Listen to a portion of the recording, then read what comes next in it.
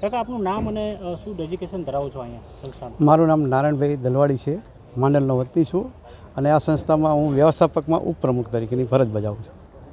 જે હોસ્પિટલમાં જે ફરિયાદો જે ઉઠી છે આંખમાં જે તેના ઓપરેશન બાદ જે આડઅસર થઈ છે, શું કહેશો?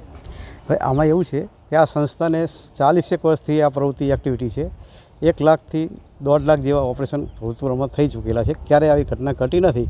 કયા કારણથી વાયરસ અંદર ફેલાઈ ગયો અને દર્દીઓને ઇફેક્ટ થઈ છે એ તપાસનો વિષય છે. અત્યારે અમદાવાદથી ઉચ્ચ કક્ષાના અધિકારીઓ તપાસ કરી રહ્યા છે અને એનો જે રિપોર્ટ આવશે પછી ખ્યાલ આવી શકશે.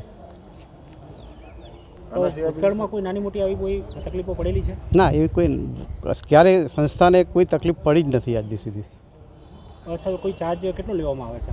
સામાન્ય 3100 રૂપિયા રાહત ભેટ તરીકે લઈએ છીએ અમે, અને કોઈ ગરીબ માણસો હોય એમાં અમે ફ્રીમાં કરી નાખીએ છીએ. ફેંકવાના ઓપરેશન જે માર્કેટની અંદર 25 થી 1000 રૂપિયાનું ખર્ચ થતું હોય છે એ આપણે અહીંયા ફ્રીએ કરી આપીએ છીએ. પૈસાની સગવડ હોય તો 3100 રૂપિયા રાહત ભેટ આપે. એની અંદર 3 દર્દીઓને રાહતમાં ફ્રીમાં કરી આપ્યા છે ઓપરેશન. આપણે બાકી બધા પેશન્ટોના 3100 રૂપિયા મુજબ લીધેલા છે. હા, 3100 રાહત ભેટ તરીકે આપે છે લોકો. અચ્છા, તમે જ્યારે દર્દીઓ જ્યારે હોસ્પિટલ આવ્યા ત્યારે તમે આપણે રાજ્ય સરકારમાં આરોગ્ય વિભાગને જાણ કરી હતી? દર્દીઓને ઓપરેશન કર્યા પછી બીજા ત્રીજા દિવસે આપણે ફોલોઅપમાં બોલાવતા હોઈએ.